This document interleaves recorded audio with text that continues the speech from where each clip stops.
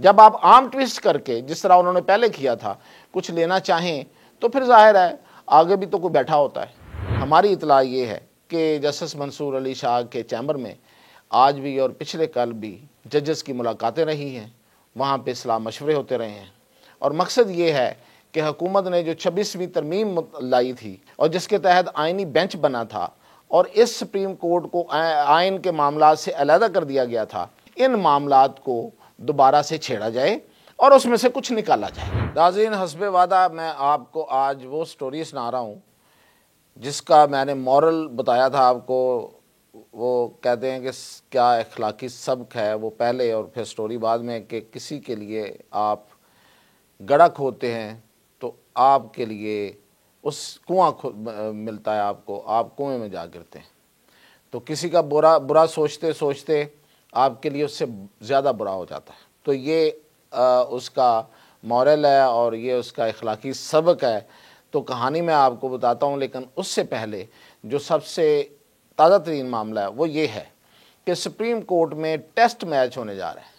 Test match یعنی کہ justice منصور علی شاہ اس جو گزشتہ آپ کو کل میں نے آپ کو پوری تفصیل بتائی تھی کہ جو 26ویں آئینی ترمیم اور بینچز کے حوالے سے اور آئینی بینچ کے حوالے سے جو معاملے کو لے کے چلے ہوئے ہیں، اس کو وہ ون ڈے نہیں کرنا چاہتے، اس کو وہ ٹیسٹ میچ بنانا چاہتے ہیں، یعنی کہ لنگر آن کرنا چاہتے ہیں، اس کو زیادہ سے زیادہ اس کی سماعتیں کریں گے۔ اس کا مقصد کیا ہے کہ اس ایشو کو زیادہ لنگر آن کیا جائے، اور اس میں ہماری اطلاع یہ ہے کہ جسٹس منصور علی شاہ کے چیمبر میں آج بھی اور پچھلے کل بھی ججز کی ملاقاتیں رہی ہیں، وہاں پہ اصلاح مشورے ہوتے رہے ہیں، اور مقصد یہ ہے کہ حکومت نے جو 26ویں ترمیم لائی تھی اور جس کے تحت آئینی بینچ بنا تھا اور اس سپریم کورٹ کو آئین کے معاملات سے علیحدہ کر دیا گیا تھا، اور جسٹس منصور علی شاہ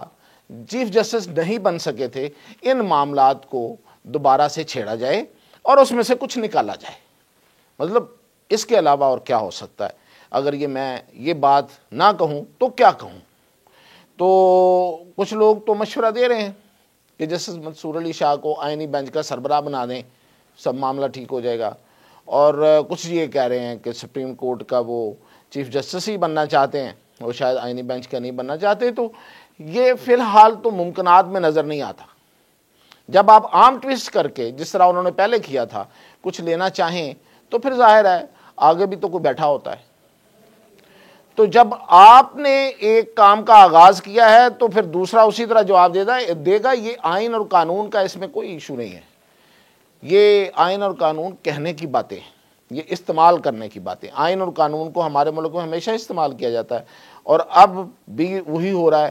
جسٹس منصور علی شاہ نے آج کی سماعت رکھ لی دوبارہ سے، ان کو نہیں کرنی چاہیے تھی۔ جب معاملہ دیکھیں، معاملہ کہاں سے شروع ہوا، چھوٹا سا بتا دوں آپ کو، دوبارہ سے آپ کو ریکال کروا دوں کہ ایک کسٹم کا جو ایکٹ ہے اس پہ ایک اپیل آئی۔ صلاح الدین ایک وکیل ہیں کراچی سے، وہ لے کے آگئے، انہوں نے آگے کہا جی کہ یہ آپ بتائیں کہ یہ جو ہے نا ایکٹ، اس کی آپ تشریح کر دیں۔ اب اس پہ جیسے منصور علی شاہ بیٹھ گئے، 3 رکنی بینچ بن گیا، انہوں نے کہا جی کہ یہ تو ہم کر سکتے ہیں کہ نہیں کر سکتے۔ پہلے دن سوال اٹھایا، جب یہ سوال اٹھا تو ظاہر ہے کہ پھر ادھر ادھر پتہ چلا کہ یہ تو کیس تو آئینی بینچ کا ہے، تو چیف جسٹس تک بات پہنچی، تو چیف جسٹس نے آئینی کمیٹی کا اجلاس بلایا، اس میں منصور علی شاہ کو بھی بلایا۔ جسٹس منصور علی شاہ کو یہ نہیں گئے، انہوں نے خط لکھا، اب نہیں گئے، لیکن اگلے دن سماعت جب ہوئی تو اس میں کہا کہ مجھے بلایا نہیں گیا۔ پھر اس سے اگلے دن یہ مان گئے کہ ہاں میں نہیں گیا تھا۔ خیر، وہ اس کے بغیر یہ اجلاس ہو گیا اور انہوں نے وہ کیس جو ہے وہ آئینی بینچ کو بھیج دیا، اس لیے کہ وہ کیس ہی آئینی بینچ کا ہے۔ اچھا، اب وہ وہاں فکس ہے۔ اب اگلے دن کیس، نیکسٹ ڈے جب یہ ہوا تو نیکسٹ ڈے کیس ان کے پاس لگ گیا، جو کہ ایڈیشنل رجسٹرار کی غلطی کی وجہ سے ہوا۔ اس غلطی کی سزا اسے کل دے دی گئی اور اس ایڈیشنل رجسٹرار نذر عباس کو ان کے عہدے سے ہٹا دیا، کیونکہ جسٹس منصور علی شاہ نے ان کے خلاف جو توہین عدالت ہے اس کی کارروائی شروع کر دی تھی، اور ظاہر ہے اس کی غلطی بھی تھی، وہ نکل آئی۔ اب آج پھر سماعت ہو رہی ہے، اور آج کی سماعت میں اٹارنی جنرل نے آگے یہ کہا ہے کہ جناب جو توہین عدالت ہوتی ہے یہ عدالت اور توہین کرنے والے کے درمیان معاملہ ہوتا ہے، اسے عدلیہ کا مسئلہ نہ بنائے، اسے ججز کا مسئلہ نہ بنائے۔ ایک پوائنٹ یہ ہے، اور دوسرا پوائنٹ یہ ہے کہ آپ نے جو توہین کرنے والا ہے اس کو نوٹس ہی نہیں کیا، اس سے موقف نہیں مانگا اور اس کو نوٹس کر دیا، توہین کا شوکاز کر دیا اس کو۔ تیسری بات پریئر ہے بھائی، 26ویں آئینی ترمیم اب یہ کہتی ہے کہ جو عدالت کے سامنے پریئر ہوگی اس سے ہٹ کے عدالت کوئی فیصلہ نہیں دے سکتی، ادھر ادھر نہیں جا سکتی، یعنی کہ ایک بات کا فائدہ اٹھا کے وہ کہیں تیسری گلی میں جا کے نہیں پہنچ سکتی، کو تیسرے معاملے کو چھیڑ نہیں سکتی، لیکن وہ چل رہا ہے۔ تو یہ تینوں پوائنٹ جو ہیں وہ آج اٹارنی جنرل نے اٹھائے، لیکن جسٹس منصور علی شاہ نے ہاں دیکھتے ہیں اس کو بھی دیکھتے ہیں اس کو بھی دیکھتے ہیں، دیکھیں گے کوئی مسئلہ نہیں ہے، اور ساتھ یہ بھی کہہ دیا کہ خوف کھانے کی کوئی بات نہیں ہے، کچھ لوگ خوف زدہ ہو گئے ہیں، حالانکہ وہ جو کہہ رہے ہیں یہ ایک چکاوا ہے، یہ ایک گگلی ہے کہ یہ کہنا کہ ہو کچھ نہیں رہا، کوئی ایسی بات نہیں، دیکھ لیتے ہیں، لیکن پھر یہ جو امائکس آف کوڈ بنائے جا رہے ہیں، کل 2 بنائے تھے، آج 2 اور لے لیے، اور اٹارنی جنرل کے ہوتے ہوئے ایسے بندوں کو انہوں نے سلیکٹ کر لیا جس پہ اٹارنی جنرل نے کوئی اعتراض نہیں کیا۔ مثلا احسن بون صاحب کو لے لیا، وہ تو وکیلوں کے سیاستدان ہیں، عدالتوں کے سیاستدان، انہوں نے کون سی بات کرنی، کو لا شاہ کا بہت زیادہ ان کو پتہ بھی نہیں ہے، آئین کا خاص طور پہ آئینی معاملات کا۔ اور دوسرے خواجہ حارث ہیں، وہ تو پیور وکیل ہے، ادھر وہ میاں نواز شریف لے لے یا عمران خان لے لے، ہوا ہے دونوں کے کیس لڑے، تو اس کو تو جو بھاری سائڈ نظر آئے گی وہ صرف ہو جائیں گے۔ تو یہ جو، اور دوسری طرف منیر ملک اور وہ حامد خان، یہ دونوں جو ہیں یہ پٹیشنر ہیں 26ویں آئینی ترمیم کے خلاف، اور اسی معاملے میں انہوں نے امائکس بنا لیا ہے۔ تو اچھا، یہ ایک سب سے بڑا مسئلہ ہے کہ ان لوگوں کو بنا لیا جو آلریڈی اس میں پارٹی ہیں، تو وہ پھر عدالتی معاون کیسے ہوئے؟ وہ تو فریق ہیں بھئی، آلریڈی آئینی بینچ میں وہ کیس لگا ہوا ہے۔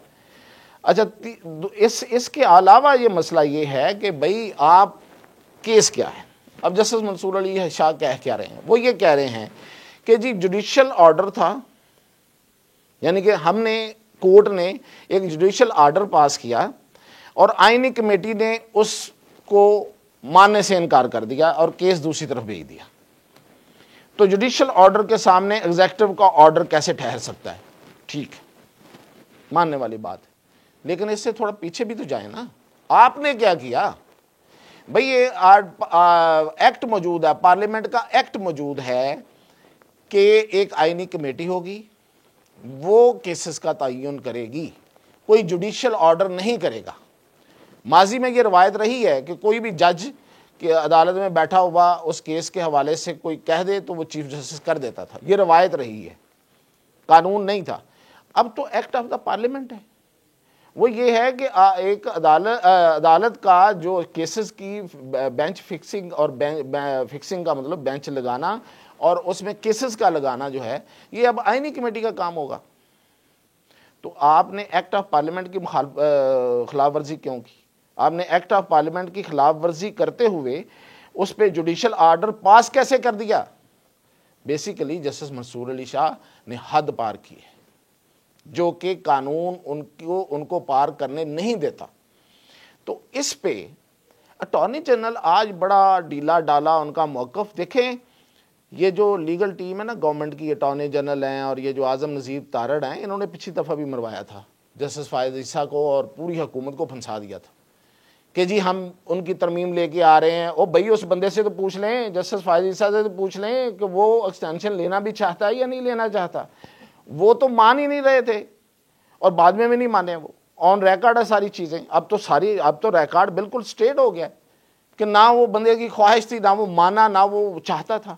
آپ نے ایک درفنتنی چھوڑی اور جسٹس منصور علی شاہ نے اس پہ کر کے تو سارے کا سارا کام جو ہے خراب کر دیا، اور اتنا بڑا کرائسس آیا، اور پھر اس کے نتیجے میں 26ویں آئینی ترمیم پاس ہو گئی۔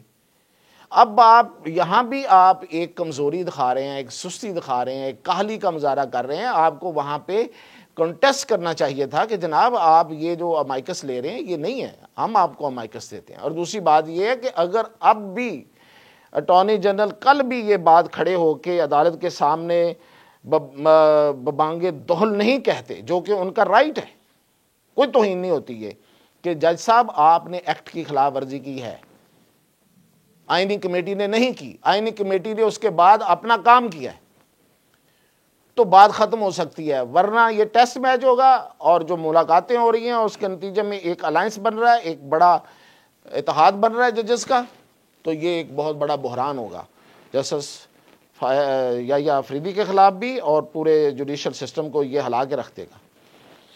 اب دیکھتے ہیں کہ کل اٹارنی جنرل اور یہ جو وزیر قانون ہے اس پہ کیا اپنی تیاری کر کے آتے ہیں اور کیا اس پہ اپنی حکمت عملی اپناتے ہیں۔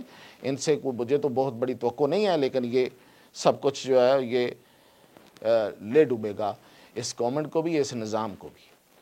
اب آگے چلتے ہیں، ہم بات کرتے ہیں کہ وہ کہانی کیا ہے۔ اصل میں دیکھیں، عمران خان ادار لیک کھا کے بیٹھے ہوئے تھے نواز شریف کے خلاف۔ سیاست کرنا اور بات ہے، سیاسی بنیادوں پہ آپ سیاست کریں، گیم میں نہ کریں۔ تو وہ چونکہ ادار کھا کے بیٹھے ہوئے تھے، انہوں نے ہر صورت وہ چاہتے تھے کہ نواز شریف کہیں پھنس جائے اور اس کے بارے میں مجھے ثبوت مل جائے۔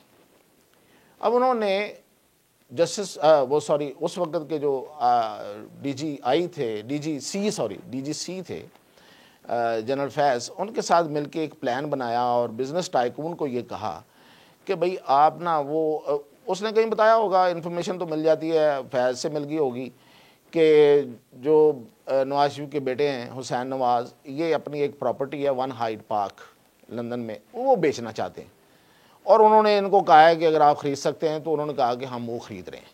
اچھا، تو اس نے کہا اچھا آپ خرید رہے ہیں تو آپ ایسے کرو کہ اس کی پرائس کیا ہے؟ اس نے کہا کہ اتنی پرائس ہے۔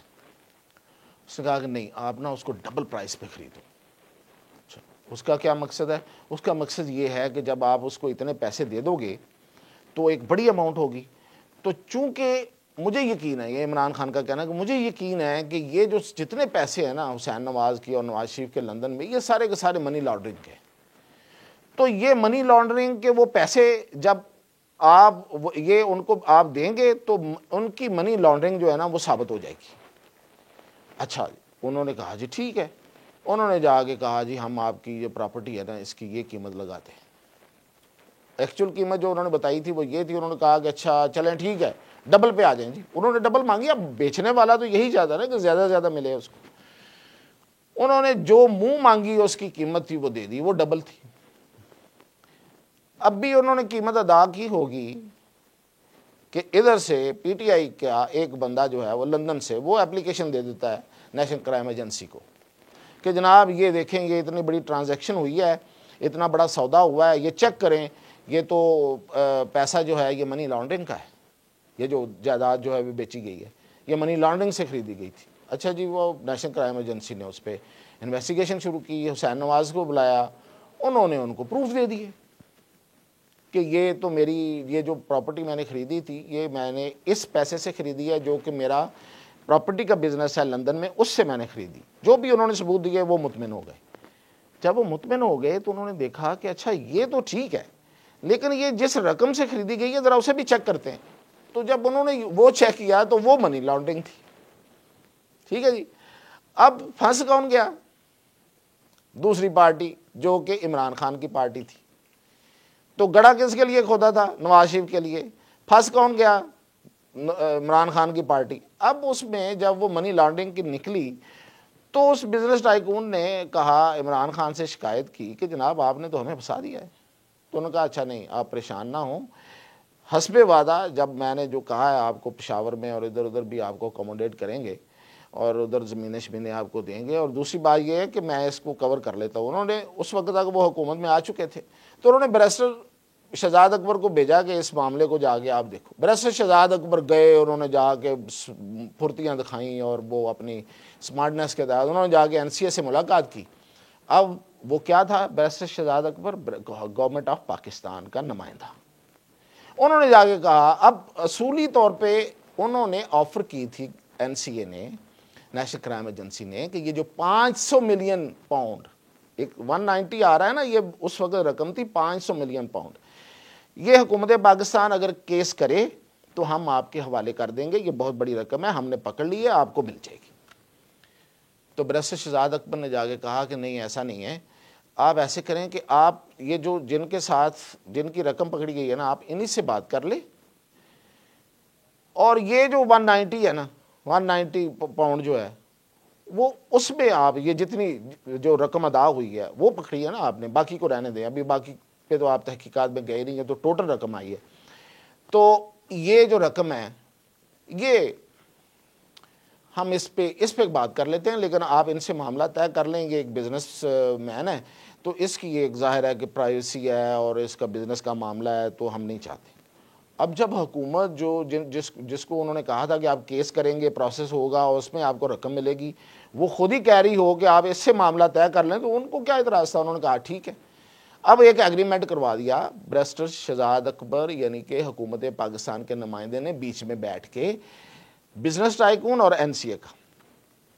اب وہ ہو گیا تھا، انہوں نے کہا جی رقم واپس جانی ہے، اب آپ اکاؤنٹ نمبر دیں. انہوں نے اکاؤنٹ نمبر وہی دے دیا جس میں وہ واپس بیسیکلی ملک ریاض کے پاس ہی جانی تھی. تو باقی کہانی آپ کو پتہ ہے. اب یہ ہوا اصل میں کہ یہ جو پھنس گئے وہاں پہ، وہ نواز شریف کو پھنساتے وہ پھنس گئے، اور عمران خان نے ادھر کہا کہ ہم اس کو لیگل کور دیتے ہیں، اور کیبنٹ سے اپروول لے لی اس ساری ڈیل کی. اور جو کیبنٹ سے اپروول ہے، پہلے اجلاس میں تو اس پہ منسٹرز اٹھ کے بول پڑے، لیکن دوسرے اجلاس میں پھر عمران خان نے وہاں پہ اپنا دبنگ لہجہ جو ہے جس پہ بڑا فخر کرتے ہیں لوگ، موٹی آواز بھاری آواز میں سب کو کہا، تو سب نے پھر سائن کر دیے، تو وہ بند لفافے پہ ہی سائن ہوئے بہرحال. تو یہ ہوا ہے دراصل، یہ ہے اس کی ٹوٹل کہانی. پھنسانے چلے تھے نواز شریف کو اور پھنس خود گئے، اور اس کے نتیجے میں جو لیا وہ تو سب آ گیا سامنے. ظاہر ہے اتنی بڑی اتنی موٹی رقم تو کہا ہوگا نا یار اتنا پیسہ تمہیں بچا کے دیا ہے، تمہارا واپس آیا ہے، تمہارے پاس آ گیا، اور کیا چاہتے ہیں. تو وہ پراپرٹی بھی آ گئی، پیسہ بھی پاس آ گیا، تو باقی آپ کو سہولتیں اور بھی انہوں نے ظاہر ہے پشاور میں ادھر ادھر بہت سے اعلانات ہوئے تھے، آپ کو پتہ ہی ہوگا، تو وہ بھی دی ہوں گی. تو اس کے نتیجے میں کیا کچھ نہیں لیا ہوگا؟